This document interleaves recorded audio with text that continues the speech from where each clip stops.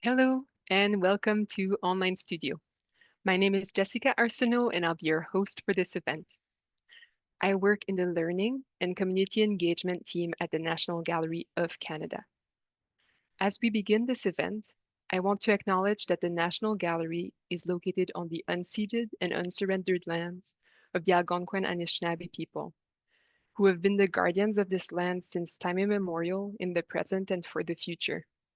Whenever we meet like this virtually, coming from so many different lands and territories, I think about our responsibilities to the lands where we are, each of us.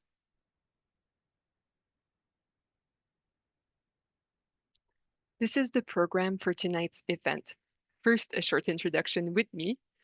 Then, artist I-Chun Jenkins will present the setup and tools required for today's workshop. While you prepare your space, my colleague Leticia will share an artwork from the Woven Histories, Textiles, and Modern Abstraction exhibition. Finally, we'll spend the rest of the session art making with artist I-Chun Jenkins. A few logistical notes before I pass it to the artist. This workshop will take place in English. If you'd prefer to attend a workshop in French, you can find the list of French online studio sessions and watch past sessions on our website, gallery.ca. Cet atelier aura lieu en anglais. Si vous souhaitez participer à une session en français, vous pouvez trouver la liste des ateliers à venir ainsi que les enregistrements des ateliers passés sur notre site web beauxarts.ca. This talk is being recorded and will be available on the gallery's YouTube channel in the coming weeks in case you want to watch it again. Throughout the evening, you're invited to communicate your questions and your comments with us using the Q&A box, which is located at the bottom of your Zoom screen. We are many here tonight, so we will do our best to get to your question. Live captioning is available in English. You can access it by clicking on the CC icon at the bottom of your Zoom screen. I would now like to present artist I-Chun Jenkins. I-Chun Jenkins graduated in 1994 with honors in textile design from the New Brunswick College of Craft and Design. Between 1992 and 2024, she received numerous grants and awards for her work, both as a student and as a professional fiber artist. Never one to follow tradition, I-Chun soon began working with non-traditional weaving materials and techniques to create one-of-a-kind works of art. Her love of magazines, nature, and the environment led her to recycle magazines using their pages as materials in her weaving and art practice. Pages are meticulously cut, sliced, woven, crocheted, or folded together to create unique works. I-Chun's works can be found in galleries and private collections around the world. Some of her work has been purchased for the Global Affairs Canada Visual Art Collection and has been displayed at Expo 2020 Dubai, as well as Canada's embassies in the United Arab Emirates and Zimbabwe. Welcome, I-Chun. Hello, hi, how are you? Welcome, lovely to see you. Thank you all so much for the support and then come join us. First of all, I want to say big thank you to everyone who's here with me, with us, and then I want to thank Jessica and the crew. But big thank you to National Art Gallery of Canada. It's such an honor to be here with everybody. And I am quite happy to be able to share with everybody about paper weaving and then how I started. And I'm I learned how to weave back in the 90s. And back then, I really enjoyed weaving with scarves and shawls and hand dyed my own thread. But back in 2016, I decided I want to find a different material to work with. And then after watching a few documentaries about the global warming and then the amount of garbage we create in this world, so I thought to myself that maybe there's something that I can do about it. There's some material that I can find from my recycle bin. I can create something with it. And also another reason was at the time I am financially stranded. So find something in a recycle bin to create with, and then become kind of, a mission in a way. But after 8 months or so, I figured out how to do it. And first, in the beginning, was quite difficult because after all, it's a paper, and then the tendency of breaking, not like yarn, not like linen, anything, nice and tough. Paper was just so fragile. But I discovered that if I treat it properly, if I um, learn how to breathe, gentle, and then just treat it nice and gently, and then it can be done. So anyway, we will begin very soon. And then back to Jessica. Thank you, I-Chun. So this is a good moment to share the materials that people will need. Okay, sure. So back to you.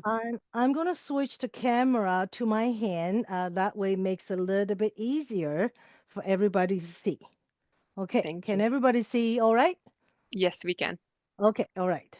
So first of all, a few things that are I find will make life easier is the ruler that I use for weaving.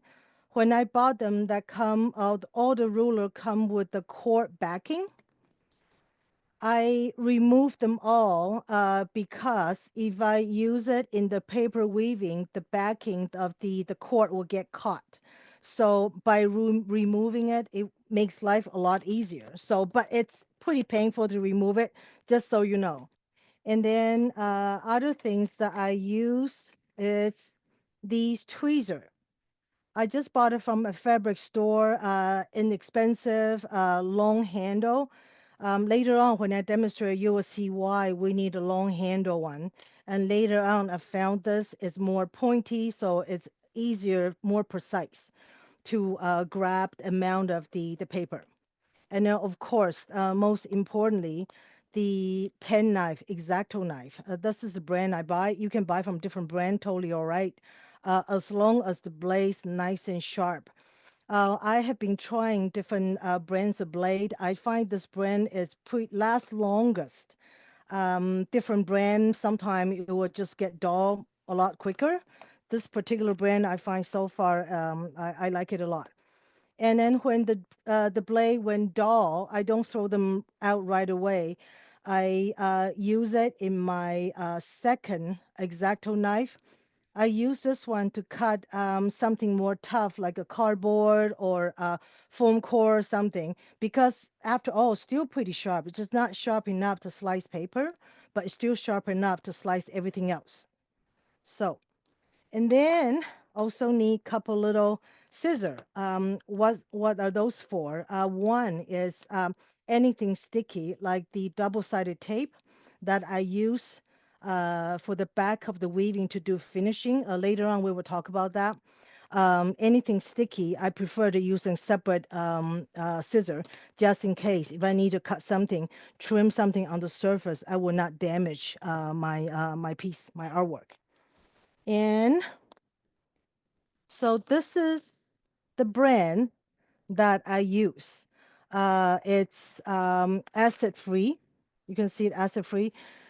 If you can find all the material acid free, because I find sometimes that you never know, it might turn yellow, and then if it's showing, if that's the effect that you aim for, if you're making something that is got antique look and you want it to age, go for it. Use whatever you can find, whatever you prefer. But if you want a piece to last longer, that you could find everything acid free will help to keep the whiteness a little bit longer. Another thing you could do is if you like, if you end up getting the custom made frame, you could do the get the framing shop to give you the you pay extra of course for the 99% UV protected glass. That way your artwork will last pretty long, to be honest. So this is the tool that I use. And of course, I will always use one of those cutting board because the size, how show me how many inch, how wide. A lot of time, based on the size of the frame that I use, the shadow box that I use, I need to know exactly how wide my artwork is going to be. So I will make sure that it will fit into the shadow box that I use. And basically, that's about it. Thank you. So, a few little questions from people about materials to clarify. So, you mentioned the brand name of the blades you recommend. Could you repeat? This particular brand, you can just buy them. They're um, pretty easy to find actually. I got them from Michael. You can get them from I think various places, Walmart and any store. It's not really a very unique brand that you hard to find. I Thank you. also yeah, that's good. Okay. Great. And the other question, people were asking what's the best way to remove the cork? I hate to say, it's really painful. It takes forever. What I do usually, I would just find one of the dull blade, for example, using this one, and then it will just stuck. I can just, but make sure you do it away from you. Don't do it towards you. You will hurt yourself. So just gently, a little bit at a time, get it removed. And there's no easy way to do it. I try to steam it. I try to use acetones and things like that. And then I just find that towards the end, the easiest way, just have lots of patience, watch a movie while you remove it. That's the best way to do it. Thank you so much. You're And one welcome. last question before we wrap up this portion. So, if someone doesn't have a cutting board at home, what else could they use? You could use, I use it sometime if you just can find a piece of mat board. Um, You can use that as well. You don't have to have a cutting board. That's okay. Yeah, a piece of mat board will do. The reason I use cutting board is a lot of time I need to know exactly how wide my finished piece is going to be. So for me, it's a measurement type of a reason that I use a cutting board to help me to figure out how wide, how much, what's the width I'm allowed myself to use to do in this particular project. Yep. Thank you. That's You're very welcome. helpful. All right, so at home, this is a good moment to gather your materials, get ready for the workshop. And in the meantime, my colleague Leticia is going to join us and share an artwork from Woven Histories, Textiles, and Modern Abstraction. So, I-Chun, we'll see you in a moment. You can turn off your camera, and Leticia, you can join us. Hello, everybody. Welcome. I'm going to be telling you about artist Olga de Amaral, and we will be looking together at this work Cintas Entrelazadas from 1969. So I'll be telling you a little bit about the artist first, and then we'll dive into the description of this work and how it's made and how we can be inspired from it tonight. So she is now 92 years old, Colombian artist, and one of the few artists who have risen to an international career in fiber arts. Olga de Amaral is mainly known for large-scale, very abstract works, and she uses a wide scale of materials such as horsehair and gold leaf found in pre-Columbian crafts. She often creates installations that are hanging from the ceiling or hovering just over ground, and some of these are currently on display at her solo exhibition at the Cartier Foundation in Paris. Today, we're looking at one of her earlier works, which is Flatter, and that marks an important milestone in the development of her own use of textile. We are now in the late 60s when she is becoming particularly interested in color, and at times she evokes the rich colors of the landscapes of her native Colombia. And this is before her move towards integrating gold in her pieces. So a little bit more about her. She was born in 1932, and at age 22, with a degree in architectural design, Olga de Amaral moved from Bogota to the United States, where she studied fiber art at the Cranbrook Academy of Art in Michigan. In her autobiography, she recalls, in Cranbrook, the textile workshop had 8 looms placed against the windows. One of them would be my home for a year. There I lived my most intimate moments of solitude. There was born my certainty about color and its strength. I felt as if color was something tangible. I learned to speak in color. I remember with nostalgia that experience in which souls touch hands. She also met her husband at Cranbrook, and they both returned to Colombia in 1955 and opened a workshop of handwoven textiles that it's called Casa Amaral, and that is still operative today. Now let's move to Cintas Entrelazadas. The title translates as intertwined ribbons, and it is made of wool and cotton. It is about 6 feet tall, so about 200 centimeters in height. And it's very a seminal work in which Amaral's architectural background is quite prominent. It's something that is displayed here at the gallery in the first room of the Woven exhibition, which groups a number of artworks around the theme of experiments with line. And she is interested in using filament and thread as other artists would use line. And she talks about fiber as an old pencil. So she's also here revisiting traditional pre-Columbian open weave wall hangings by focusing solely on the warp, which is the vertical thread running through textile, and she does away with the weft, the horizontal thread. So this work can be seen as an abstract painting with lines just hovering over the wall, as if she's taking elements of painting and bringing it into space, which I see as a transition between her 2D work and what will later become her three-dimensional large-scale work. And one last comment that she makes about color.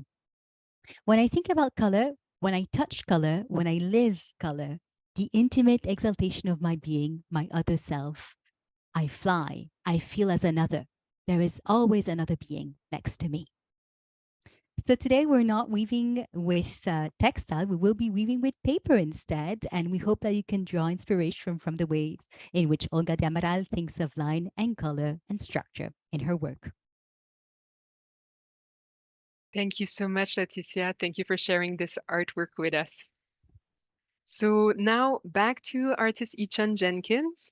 If you have questions during the workshop while I-Chun is teaching, please feel free to put them in the Q&A box. So I-Chun, welcoming you back to the screen when you're ready. Okie dokie, I'm back. Welcome. So, okay. I apologize for the nature of the lighting. Um, I try to set it without the any shadows, but unfortunately, this is the best I can do. And also the nature of the magazine, the books pages, they're shining, so there will be some reflection, and apologize for that. And also, English is my second language.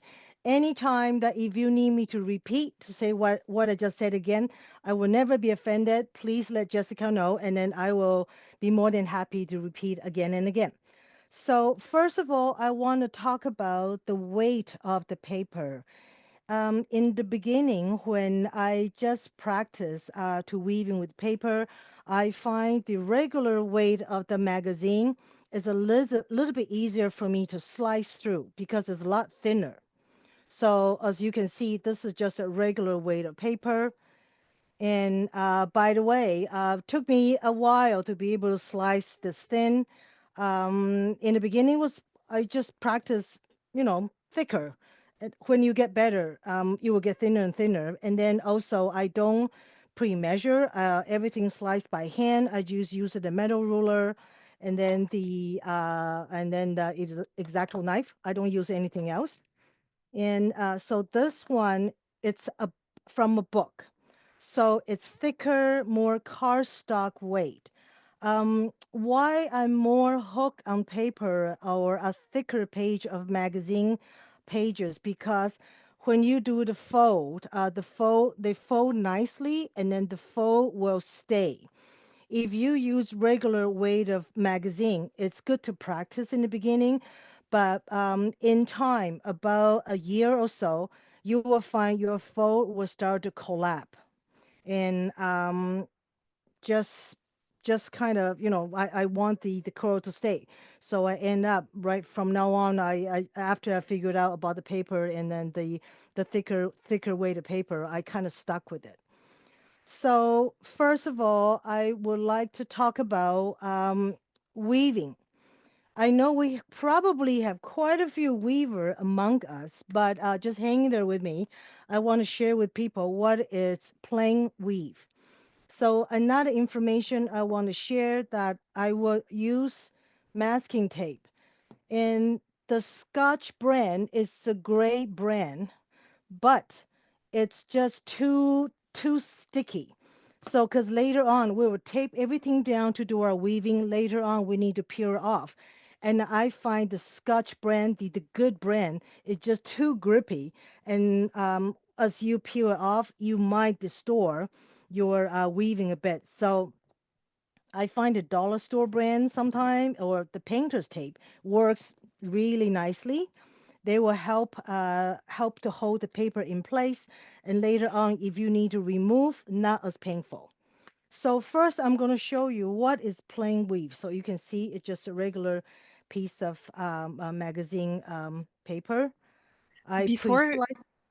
I-Chun, sorry, Yes, yes, before you step into showing how to weave, some people have questions about the sure, cutting process for the paper. sure. So Yes, could you let us know how you cut the strip of paper that you have in front of us? sure. Okay. First of all, uh, I want to show you. Okay, so this is magazine, regular magazine waste. So in the beginning, if you never slice magazine paper before, I would suggest using the thinner way, so that way you will not hurt yourself as much, because it can be kind of painful. So, okay, I will remove that. Let's do this first. So, for example, I like the color of the egg. I want to include that in my piece. First of all, I would decide how and which section I want it. So I'm going to use this to block. I just thought, oh, I kind of like that angle. I'm going to keep it this section. Okay. So what I will do is roughly eyeball it. You could be quite precise using pencil to mark it down exactly where. Usually I'm pretty much freehand. I kind of just um, pick and choose, select the section that I like. So for example, I want to do it this section, so I will just slice it like that. So regular way, definitely a lot easier to slice. And then after that, if you are just in practice stage, feel free to do it a lot thicker. Okay. So I don't pre-measure. I basically just kind of eyeball that's a section I want, but don't cut through the top and the bottom. As you can see, I'm only slice the middle section. You leave the top and bottom attached to the pages still. You don't slice it through. Don't cut it through. Okay, and then that's the first one. And then the second. So on, so forth. Okay, but if you say I want a thicker slice, go for it. Um, it's your design. You can decide. So this is the result will be. So after that, you keep going, you will end up have a piece like this. For example, I'm going to keep on slicing it to probably there. If I want to show, if I like this egg a lot as well, I might include that as well. So it depends on the width of your project, and you can determine how thick, how thin you want the image to show. Okay, so I will show you. So this is just some example. After you slice them all, this is what it would look like. And then one thing I do want to mention that do your best not to pre-cut. Some people might say that, oh, since you want it this thick, why don't you just cut it and then you keep on slicing towards the end? Just keep in mind, if it's not much for the ruler to hold it down, it will start to move. The paper will start to buckle. So I will always just start to slide from one end keep the back, keep the rest of the paper attached. Don't slice it off in the beginning. I'm not sure that makes sense. So for example, if I'm going to slice this piece, I got to be quite careful because towards the end, for example, if I'm going to start to slice this way, towards the end, I don't have much left to hold it down. So towards this section, the paper might start to buckle. So you just got to be quite careful about it. And then also another thing to good to practice is if you press it down really hard, the paper might buckle. If you press it down too light, the paper will not cut through. So a little bit practice, and then you will figure it out. Any other question? Thank you. This was really helpful. Some people are wondering when you're leaving the top and the end, how much are you leaving so that it doesn't come apart? I actually depends because to be honest, you probably won't need this whole length of paper. So you could leave 1 inch, half an inch, a quarter inch. For me, is a lot of time when I make my pieces, the frame size is 20 inches by 30 inches. So I may need the whole length of the paper. So my habit always, I cut it quite close to the end. You can see some almost at the breaking point. You don't need to do that. You can leave probably a quarter inch, even 1 whole inch if you want to. Doesn't really matter. This part we will tape it with the masking tape. We will tape it after, so doesn't really matter. Whatever you're comfortable with. Thank you. That's really helpful. You can continue. Okay. All right. So Um, now I want to just quickly talk about a little bit about plain weave because um, the process that I'm making actually just plain weave. Nothing too crazy because I know the weaving, there's millions, hundreds, probably millions. I'm exaggerating a bit. There's so many different patterns that you could do, but what I'm doing, just plain weave. So I'm going to show you what is plain weave, and then all the weaver here with me, just hang in there, okay? Don't roll your eyes. Anyway, okay. You probably see this in daycare or even nursing home, the little exercise for the kids, elderly people to have some fun. They can make some basket or just weave a little piece of a craft or something to put it in the picture frame. So I slice them pretty thick. That way it's easier for everybody to see. So what is plain weave? Basically just under, over, under, over, under, over. So every other one, you just put it away and you put one piece of weft in there. This is called warp. This is weft. Okay, so this is my warp. So you can see one is in. What's next? The opposite. You can put these away and then put in another piece. So on, so forth. Okay, and for this one, will be just do one more and give you a better idea what is plain weave. So, and you put that in. I try to use the more contrast colors so easier for you to see. So this is called plain weave. And then that's exactly what I use. Okay. Now, next I would like to talk about how I prepare for my project. Normally, first thing I will do, I have to select the image and also If this is you're making a piece for to remember your family trip or something like that, you could including a personal postcard, a letter with someone's writing on it, or if you want to include a little piece of something from the nature. For example, I got this in my little walk in PEI. And then this one is from Mactaquac, close to Bear Island. So this one is a little piece of look like a twig, but the fun part is this thing is actually is hollow.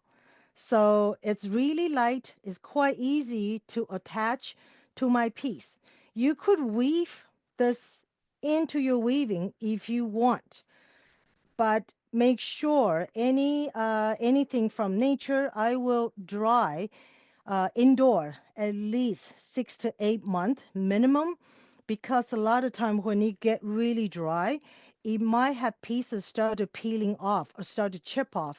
You want to make sure it's in the good shape. It's good enough for you to include it in your project so it won't fall apart later on. And even a little leaf would be quite nice. But normally, after drying up, I will spray with the transparent clear paint, matte or glossy, whatever you prefer, doesn't really matter. And then how to attach to your weaving, there's a couple ways to do it. You could finish your weaving and then you can find a spot for it, or you can do your weaving halfway, which is I'm going to show you. You can either using Dremel. I have one of these Dremel, got little drill I could use, or if you the piece of twigs or something you want to include already have a small hole on it, and then it's quite thin. You could just easily using your knife or using a sharp scissor or something, just gently put a little hole, and then using something to secure it. For example, this piece, we could do coupled spot and then just kind of secure down. Normally, what I use to secure any extra piece on the surface, I always use, this is just something plain for jewelry making. It's called head pins. Got a little a head on top, or you can add another piece of something, a button or something, to help hold it down, not crack your a piece of wood. You can just put that through in there and drill through your mat board, and then you can just secure at the back so no one can see. It's quite invisible after you secure it. Any questions so far? So in terms of questions, some people were wondering if you sometimes use a rotary cutter or scissors to cut your paper strips. No, I don't. I slice it by hand. The reason is I find if I using a tool to slice, find it easier for how to say, it's just too perfect, because it's after all it's a handmade. I want to leave my little imperfection with my piece. I'm not sure that makes sense to you. But if I Thank you. using Yeah. a tool, yeah, yeah, if I using a tool, that way, I might end up look like someone else's. Because if we all using the same tool, yeah. Anyway, Thank you. that's how I feel. Another question that someone had was, is it possible to see an example of a finished project so that people know what they're working towards a little bit? Okay, sure. All right. So I am working on a piece right now for a really good friend of mine, Lisa. She owns artisan ice cream shop in Newport. And we have been talking about making a piece for her ice cream shop. So what I did was we pick out or I actually supposed to be a surprise, but I'm probably she's with us right now, but that's okay. Hi, Lisa. So this is all the ice cream image that we select. And then I also bought an ice cream cone from Laura Secord. I dry it, just let it stay indoor for about 9 months. And then after that, I just cover it with resin, let it dry it up. Because later on, I'm going to drill holes so that way I can attach to it. And So also to show you how what's the project, how's the process usually is coming. The piece I'm going to work for her, I'm going to make for her, it's about I think 20 inches wide. So I need, this is definitely not wide enough. So I'm in the process of making more. So this is another piece of ice cream, drip with chocolate sauce. And then that's another piece that I'm just slicing it right now, as you can see. Oh, sorry. So you can see right now. So that will be definitely included. So for example, my piece is going to be probably 20 inches wide. And after this one, I will have this one and then this one to joining on the side and then the ice cream cone down the bottom. Thank Um, you so much. That's very helpful for understanding what we're moving towards. So you can continue the art making, and there are okay, many directions that you can take for the public. It doesn't need to look this way, but this is one example. Thank you so sure, much. no problem. Okay, and now let me see. Now we okay, I just want to show you. I have some prepare some pieces. So how to pick and choose the image that you want to do. A lot of time I find after you look through magazine pages, you might get a little overwhelmed. You might come up just change your ideas because there's so many beautiful images in the magazine that you want to use, and you might get a little confused. I find a lot of time it helps me to stay focused is if I pick a title first, if I have a theme first. Just like I make quite a few custom pieces for clients. So a lot of time they will tell me what they want, exactly what they're looking for. So I have I that way I have some idea what kind of image I'm looking for. So another thing I also want to share, I find also I sometimes it's just almost like picking a character for a play. For example, you want to have some main character, you want to have some background character, so you can kind of balance that out. And then also, darker color usually jump forward, lighter color will stay in the background. So you can play around to almost look like three dimension in a way, even we are making something two dimension. In my work, I use a lot of words. The reason is I find I'm storytelling. I'm showing a story to you by choosing the different color, different images, the words. I'm telling you a story. But I find a lot of time that like everybody else, including myself, when we go to our art gallery or when we see an art piece, a lot of time we will find something we're familiar with, and right away we will start to try to look into it a little bit more. For example, if I have all the words that it's facing everybody, we will start to read the words right away rather than checking the texture or the pattern, the story I'm trying to tell you. So I find one way easy to deal with that. I just turn it upside down so that way you cannot see the words. The words are there to tell you the story, but the words are not there for you to read. So you can pick and choose what you want the audience to see by kind of changing the direction. So this piece I absolutely love. As you can tell, it's a dress, right? And then I just thought, oh, it's so beautiful. I really want to include that. But you thought, man, people can see that's a dress. You know, do I really want to do that? And then that's kind of no fun. What you can do is after you slice it, you can turn it upside down.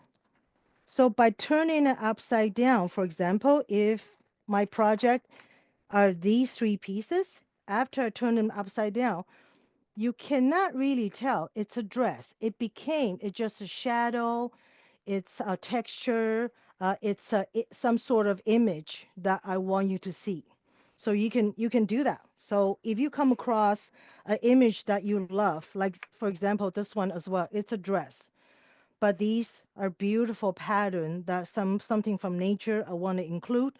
what I could do is I could just easily block it off, and then you can use that. Okay, so now we will get into a bit more about um, prepare the weaving. So first of all, if you like, you can go ahead, start to select the image that you want to use, and then feel free to take your time to slice the paper. Um, might take you a bit. Be careful. Don't cut yourself. I've done it before.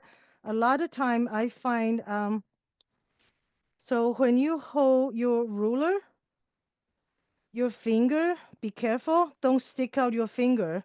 You'll slice your finger. I've done that a few times. Just saying. I usually can slice mine quite thin now because after so many years of practice, you can see, and then you can see that part is attached, that is attached. Okay, so you can keep on doing that until the width that you would like to have to work with. So this is, to be honest, this is a cover of a book.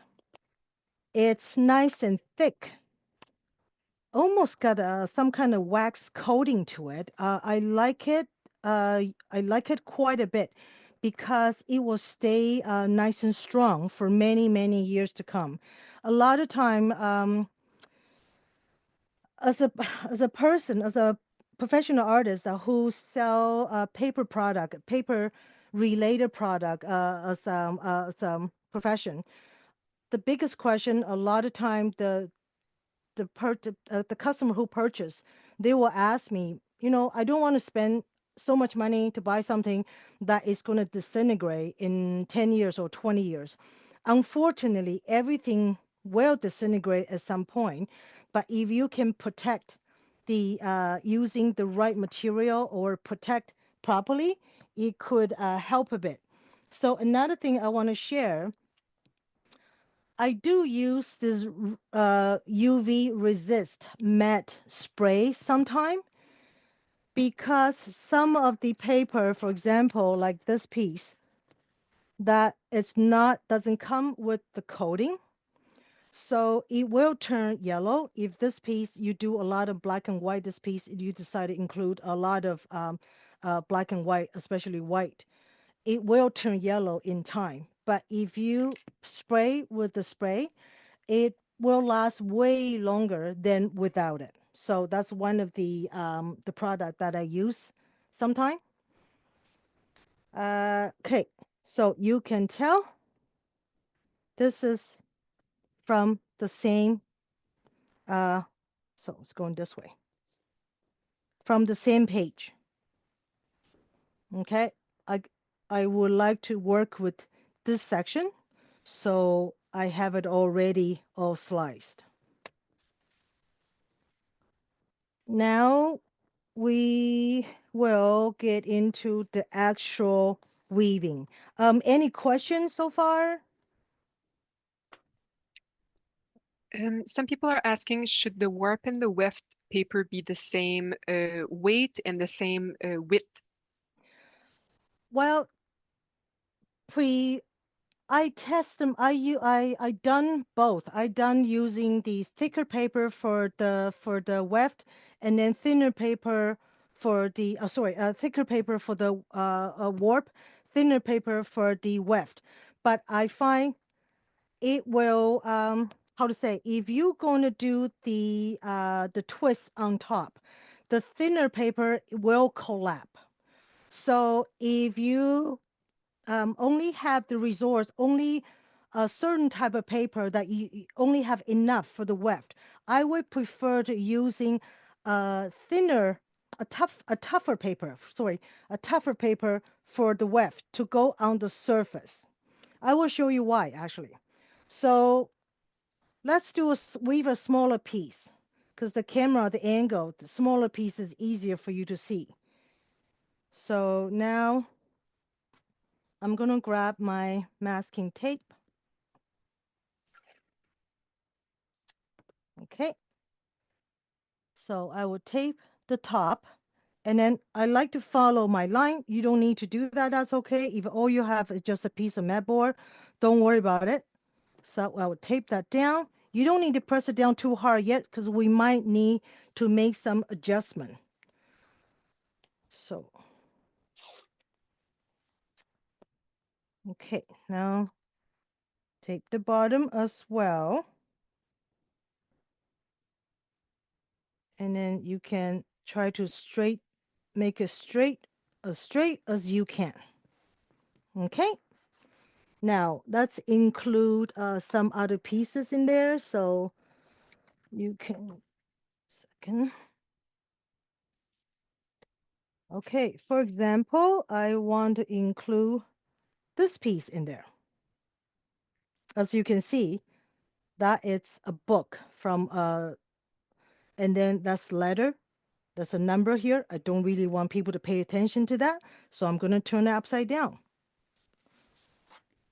And then we can include another piece in there if you like. I try to use brighter colors so easier for everybody to see right now, okay? I prefer more plain color and design, to be honest. So another thing I like to share, a lot of time I find that if you make everything nice and straight, for example, although there are different images, if you make everything, there's a line, it's not as fun to me. I like a bit more different angles, so kind of people's gaze will kind of travel up and down. So what I usually like to do is I will change the composition a little bit, so it makes it a little bit more fun in a way. So when people look at the piece, so everything is not a square, a bit more the angle wise is a bit more playful. So, okay, now put everything away. Okay. Now I'm going to talk about how to cut the weft paper. Basically, you can choose the weft color paper that you want to go on for the weaving. But keep in mind, if you're going to do any twist, for example, like the ice cream piece, I'm doing twist, as you can see, all those circle. You have to make sure the color on both sides is what you wanted. If you say, oh, you know what, I want to keep it simple, I'm just going to use one plain black color, got a little bit gray bits to it to weave on top. But I'm going to do the circle on this will show, right? So that may not be the best idea. So you got to take that into the consideration when you choose the weft. So if I using this one, the back is all plain. That will work out all right. And how to slice the weft. Basically, it's exactly the same. Okay. I'm going to remove this first and then I will show you. So basically, this is what I want to use. I'll find a shorter piece. It will be easier for everybody to see. Okay. Okay, so this is what I have. So you basically slice the paper exactly the same. Don't slice through same as the preparation for your warp. Why is that? For example, This is a shorter piece, easier for everybody to see. If you slice through every single strip for your weft, I'm going to show you why. Don't see, it will start to curve a little bit.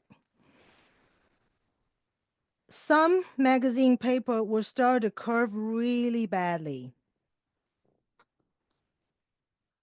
See, it will start to have a curve. You want to be, got a curve to it. You want the weft as straight as possible. Show you another one. See, it's all. Couple things you could do if you prefer to do it this way.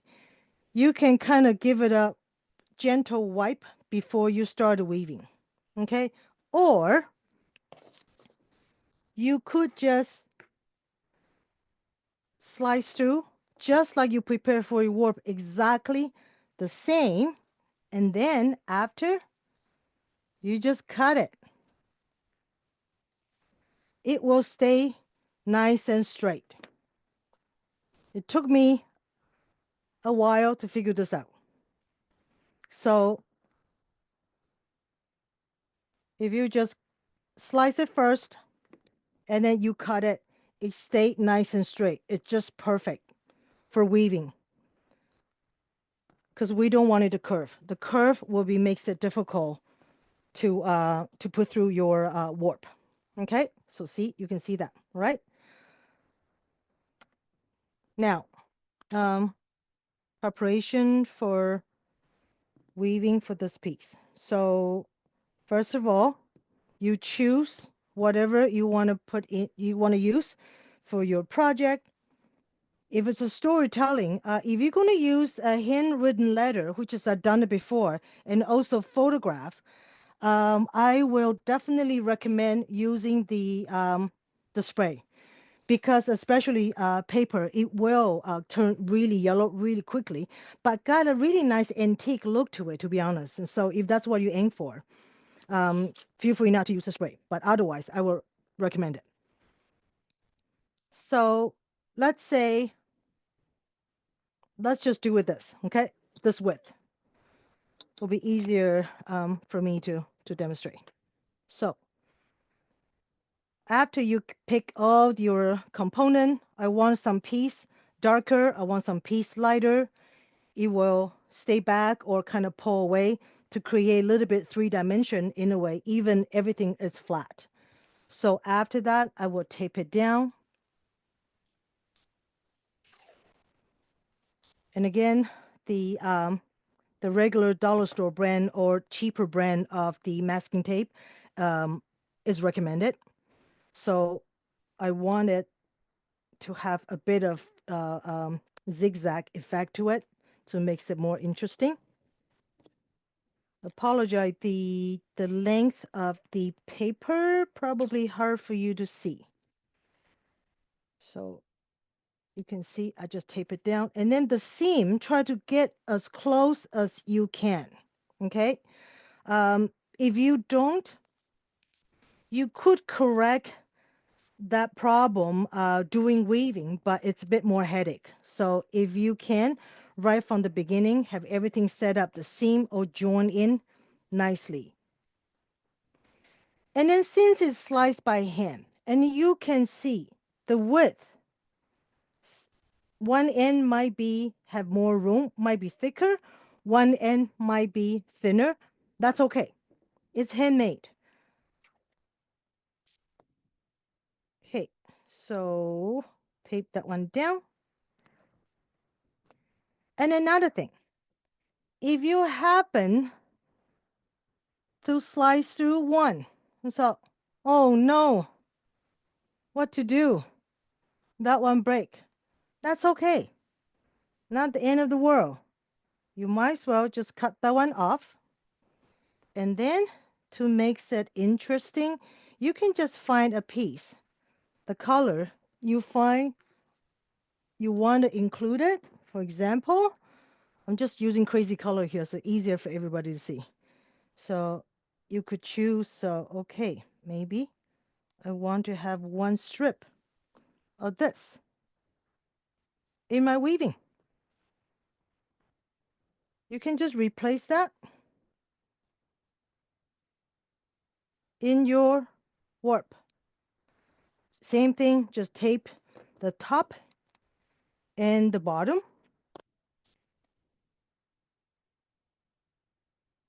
Tape it down and tape it down. Okay, so now our warp preparation's all done. We're going to start to weave. Couple things I need to mention. Okay, I'm just going to, 1 second. Okay, so what about I use this for my weft? Okay, now I'm going to cut it.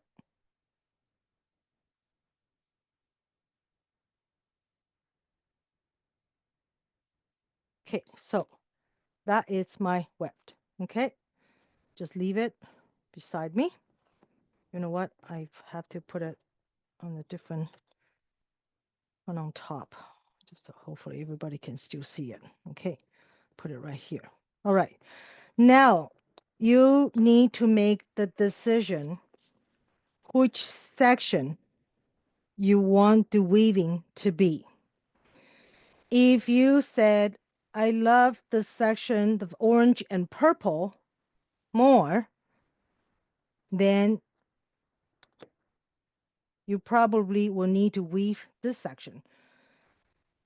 As you go up more and more, you are way too close to the top. Will be very difficult to put the ruler through to do the weaving. So ideally, I will say leave about at least about an inch, inch and a half even is better. And then the bottom, same thing, inch and a half. So that way you are not getting too close to the top. You might break the paper first of all. Second of all, it's very difficult to put the ruler through. So let's say we're gonna weave this section. Okay. Now bring out my trusty little tweezer. And then another thing I need to mention. Um, these are just from the magazine. Just cut a strip. That's my guide. What do I need the guide for? To tell me exactly where I want the weaving to start. For example, if I'm going to weave 2-inch this section. Okay, so now we start weaving. I always use my smaller ruler because easier, thinner for me to move through the weaving. So pick a small group. I'm not sure you can see clear enough. I hope you can. So pick a small group. Same thing, just like the plain weave. I'm skipping every other one. Can you see that? Okay. Yes, we can see well. Okay. So every other one.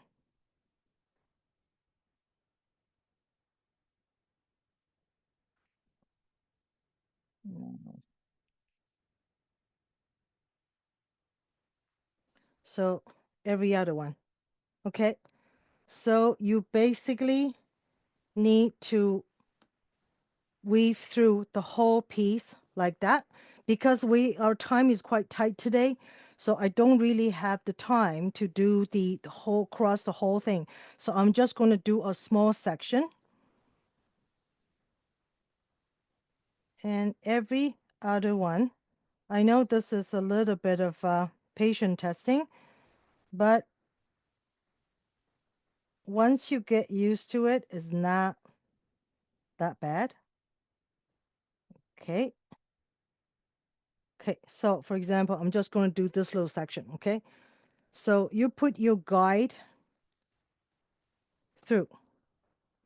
That way you know exactly where is the first strip.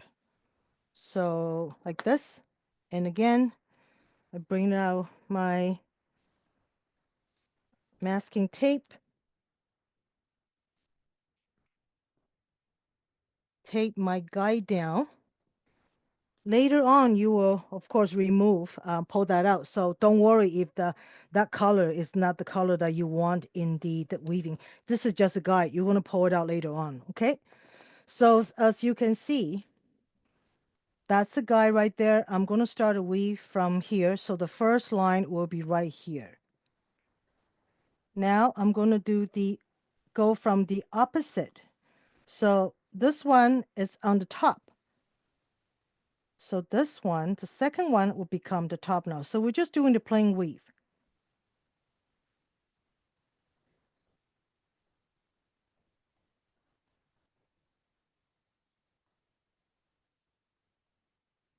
Okay.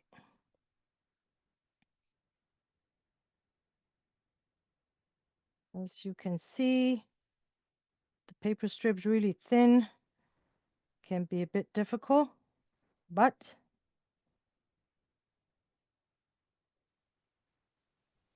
While you're weaving, I'll ask a question from sure, the Q&A.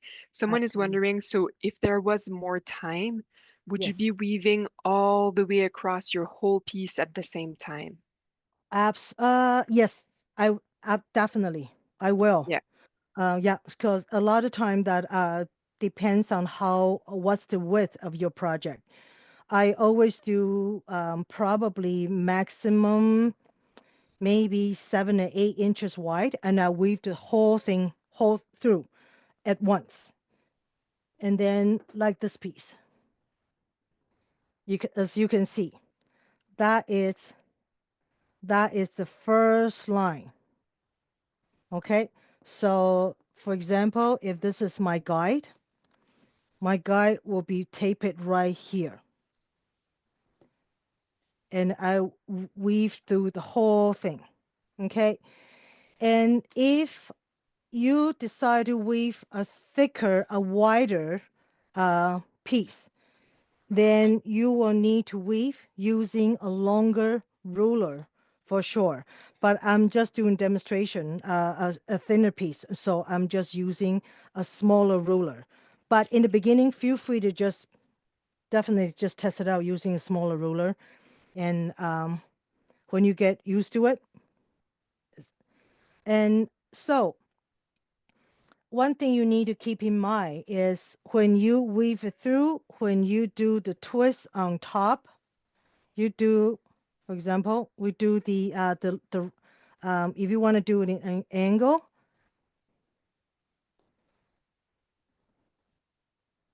right? We will do it weave a piece on top. And it was quite kind of hard to see for the camera to see, I suppose. Let's get back to the ice cream piece. So you basically weave through your weft, and then you leave the tail out and you tuck it in later. Like now, I'm going to show you how I do that. So see how I tip my ruler a bit? So there's create a little space. I slice my paper in and I use a ruler to push it down. So this piece, it's free on top, but this section is actually tuck it in, right? And how to get that in after? You basically just find whatever point you can do right in the middle. You can do in the beginning. I prefer to tuck at the end. You can just tuck that in at the end. So you can create a loop on top like that. So let's just weave a little bit, a few more strips so it will be easier to demonstrate. So, and again, grab my ruler, grab a very small group, under, over, just same as the plain weave.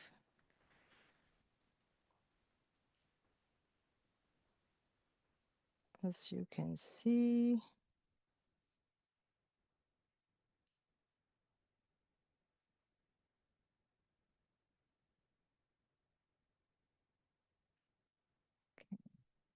almost there. There. So that's the second section.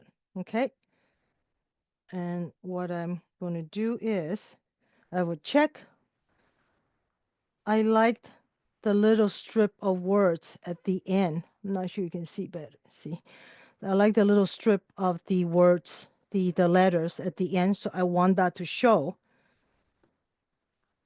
Tip my ruler a little bit, create a bit more room, and then you slide that in. Move your ruler up and then to push it down like that. Okay. And this is the first strip of the tail. You could just tuck that in the space that the second strip create.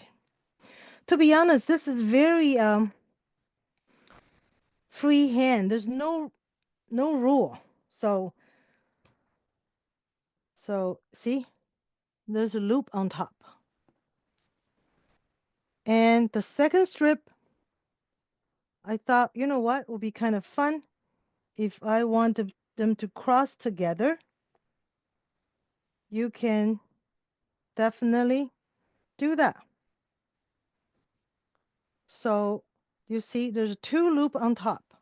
One is a smaller loop, one is a larger loop. I know it's probably kind of hard for you guys to see, but I'm gonna tip my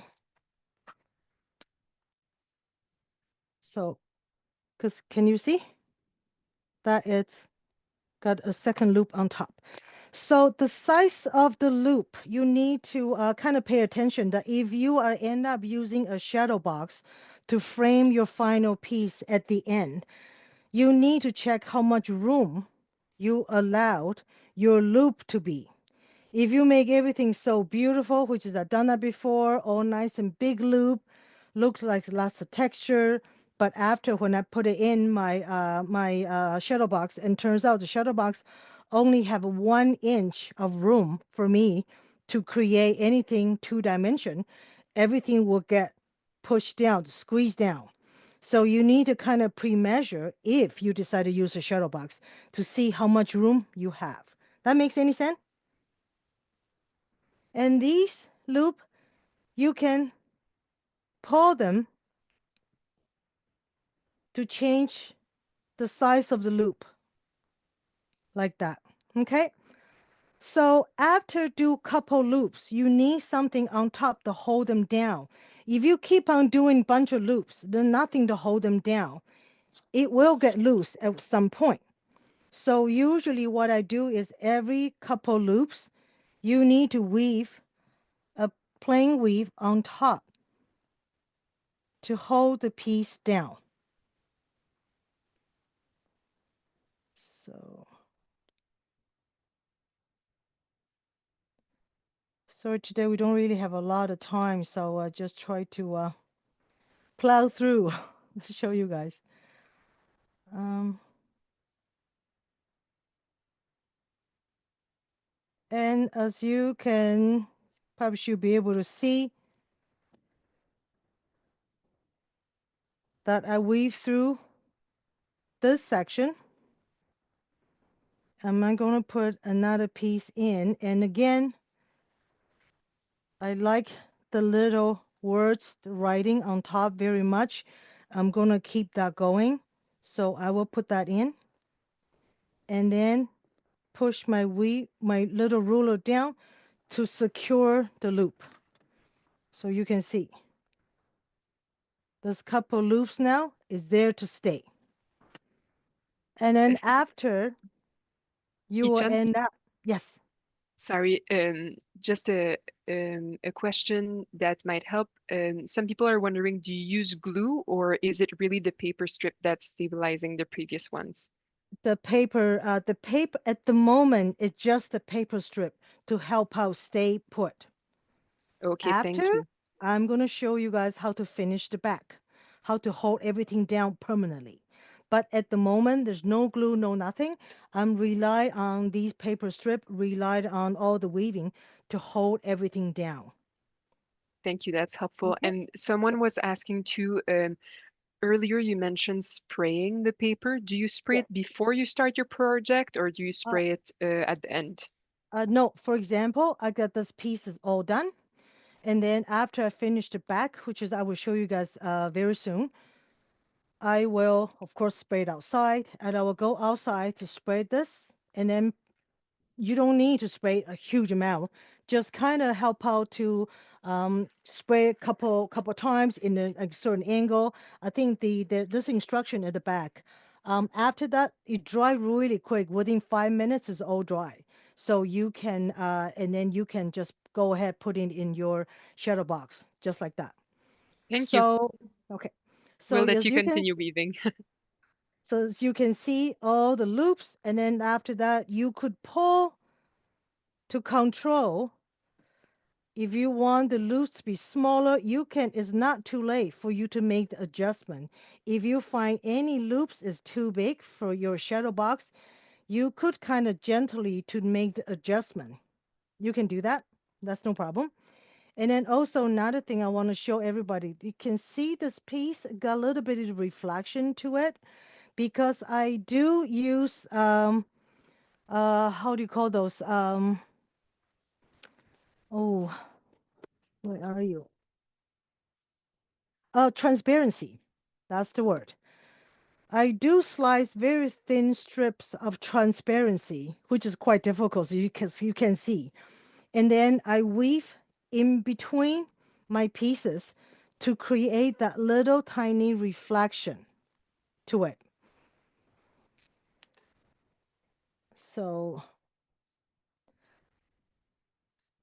uh, now we are okay. How much time we got so far? So we are at a little bit more than 15 minutes left. Okay, So okay, perfect. So anyway, as you can see, I'm trying to show you all the process.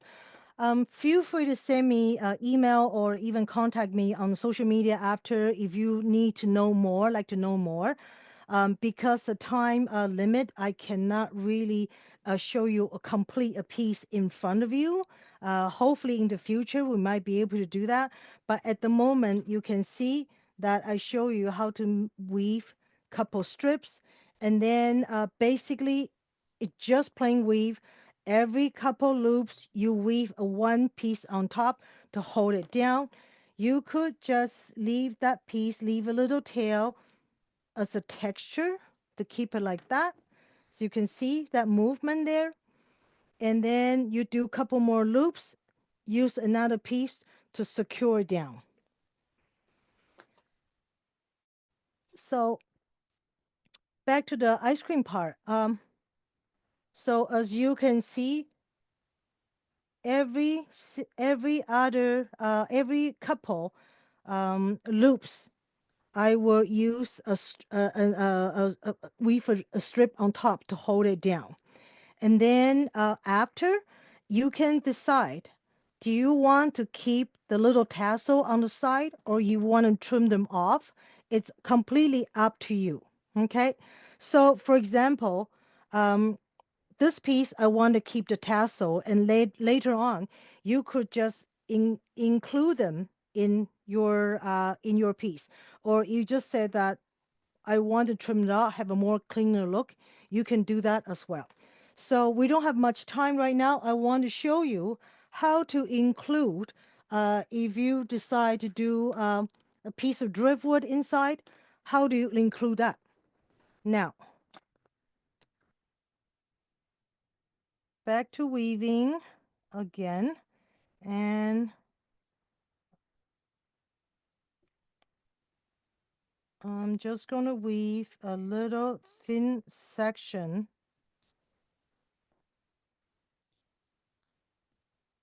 Okay, for example, this is it. Push that down, and I will put in my piece in there, and then just pretend the rest, you can see these are all hanging, and then the rest of weaving, it's all done. And then you say, okay, I want this piece of driftwood right there. You could find a way to drill through a hole, or you want to completely glue down, up to you, to your piece. And then you want if you want to include that in the weaving, I might well do in an angle, because that way you could just weave it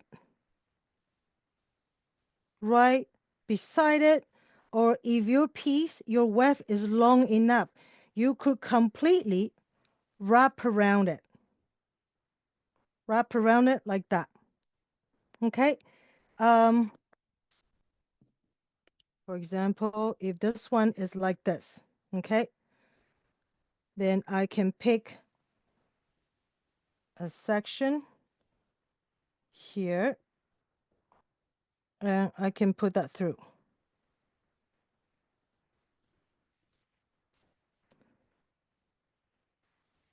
Just pretend that's glued down, okay? That's secure. So you can weave with it as part of it.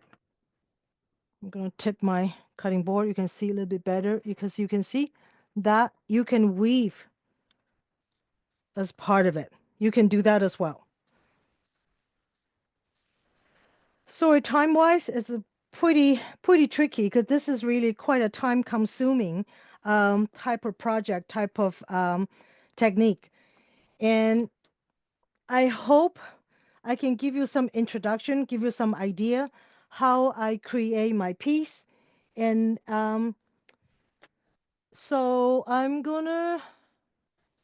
let me see if I can, I'm gonna change my camera to facing me. You will be able to see the piece behind me.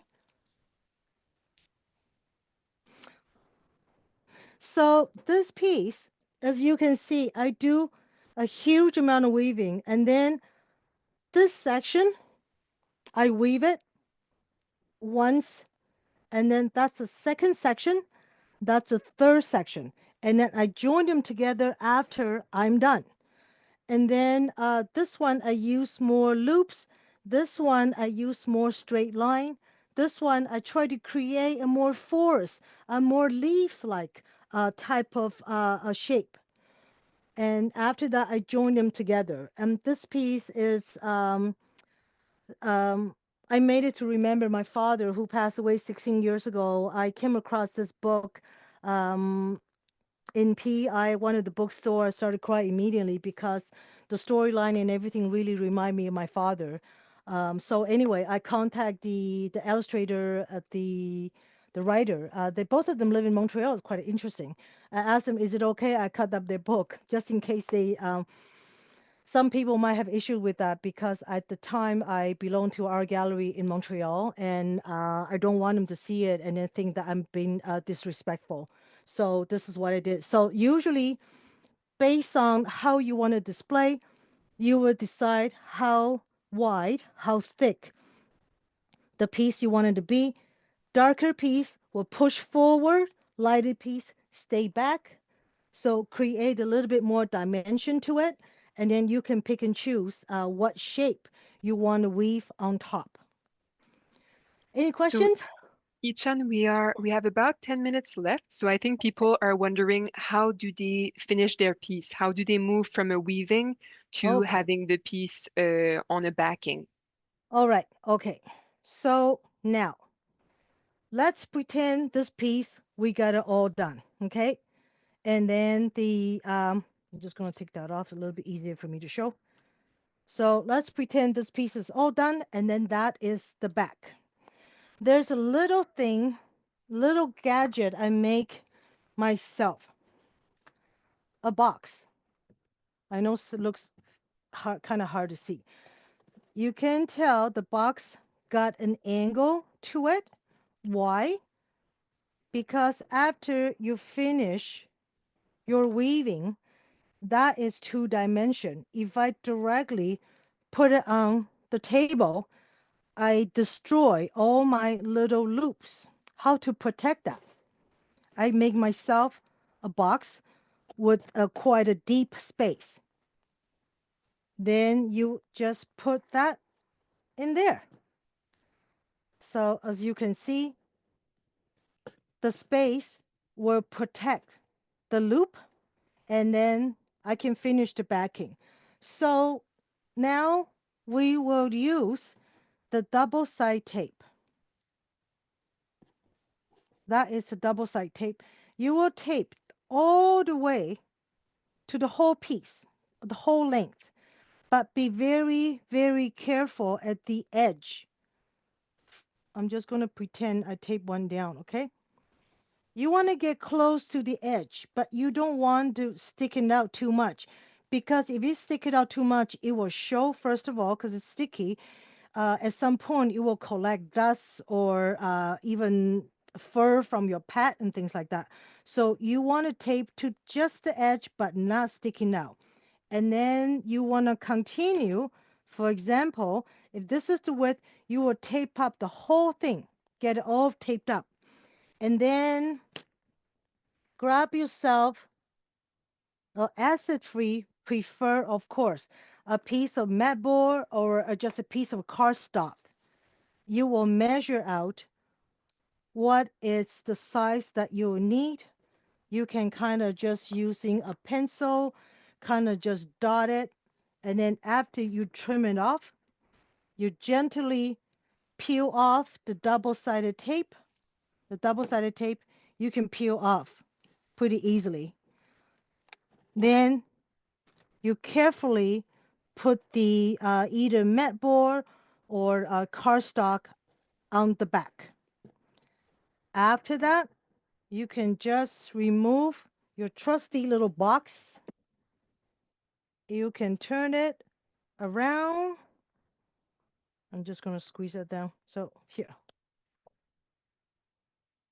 And then you can just place it on the table and you gently push it down with your hand, with your finger. And then right now, it's a good time to check. Do I like the size of the loop? Do I want to make them smaller? Is any particular section that I want to make any adjustment? Make the adjustment first. For example, if this one I want the loop to be a little smaller, I could just gently pull on it or make it a little bit smaller. After that, you just gently push it down, inch by inch, little section by little section, to make it all nice and secure. And then after that, um, I'm going to switch my camera back to the piece behind me. This piece is called Are We There Yet? So this piece, as you can see, all the way around it, look like there's a little bit of space in between the actual artwork and the mat board behind it. I don't want to directly just attach to the background. I want to create a little bit of dimension, pushing out a little bit. How do I do that? Okay, switching camera back. Oh, shoot. Okay, sorry about that, guys. Okay, switching the camera back. You could just use a little piece of a mat board. Sorry, a foam cord. Okay, so for example, you can just cut these foam cord, and again, they're from dollar store. They are just those. I think it was a $2 a big huge piece, and then for help our student do presentation or something, Bristol board, I think something like that you call. So you can cut up, trim off a couple pieces at the back. Okay, and I do have a piece here somewhere to show you.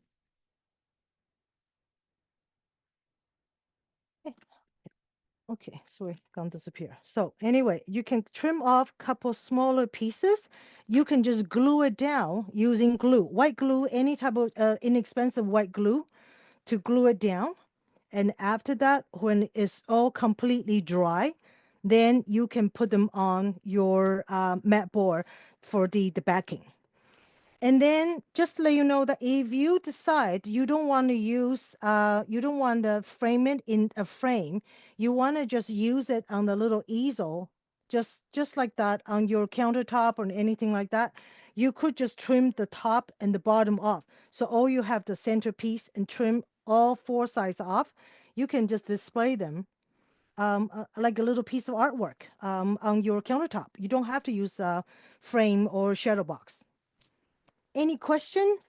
Thank you. So there are some questions just to clarify the steps of finishing. So Yes. the artwork that you are showing the back of already has mat board on it. How do Yes. you go from having the piece that doesn't have a backing to adding the backing again? You mean how to add this piece on? Exactly. How do you add Okay. that piece on? Okay. So let's pretend this one is it's one side is all woven, and then you use your box, all the loop side going down, so you will not squish all the loops, and you could just cut and glue. This is the double side tape that I use. Okay.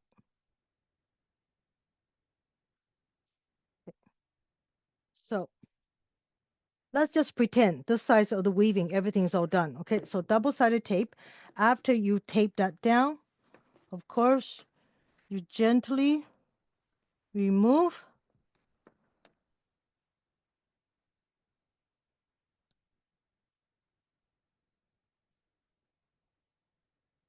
the, okay, so that can kind of hard to see. There was a white background. So this is the double-sided tape. Okay, remove the top, but one side stick down pretty firm, but the other side, this the sticky side, is up. And then after that, you just cut a piece of mat board, and then you can just glue that on. Thank you. That's very Okay? helpful to clarify the Yeah, process. yeah. Thank you so much. So we're coming to the end of our time together. Maybe I'll come back on screen and we can ask a few questions. Some people are asking, do you use photographies in your work? Does photography paper work well for this type of project? I do. Actually, I do use photo quite often, and then oh, she puts that away. Sorry about that. Use photo quite often, but and again, you probably have to use this unless your piece, and again, you want to have the antique look. Then don't worry about it because it will turn yellow. And when you slice the photo, it's the same thing when you slice a thinner paper, of course, as long as your blade's nice and sharp, you slice once, it should slice through. Photograph, thicker magazine, you might have to score 2 to 3 times. Okay, make sure it's all scored through before you move your ruler. Thank you. People are asking too, so for the weft, how are you deciding on the length of the strips? I like it long. The reason is then if I have a really long, for example, this one's short. I don't have a lot option to pick and choose what color, what section I want to use. But if my weft is a lot longer, then I can pick and choose. Oh, okay, that hot pink is quite nice. I want the hot pink to show, or I like the green part. It will show. Thank you Okay. so much for sharing your process with us, for sharing this. I'm sure it was recorded, so if you want to review what Ichan shared, that's something that you can do at a later time. So please feel free to review the recording afterwards. And again, definitely feel free to contact me if you have any questions. Thank you. Thank you. Appreciate that, So everybody. thank you so much to Ichan for sharing this workshop with us.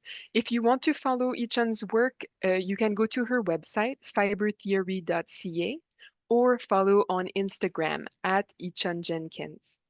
Thank you. Woven Histories, Textiles and Modern Abstraction is on display at the gallery until March 2nd, 2025. So if you are in the region, you can come visit it.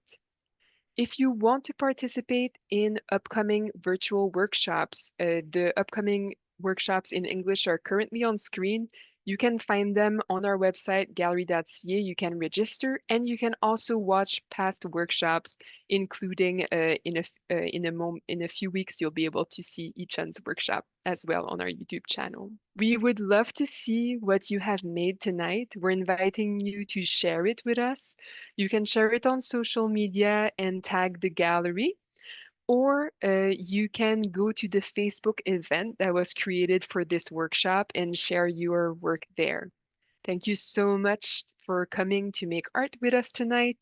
We hope that you have a good rest of the day, and we hope to see you again soon. Thank you so much, everyone.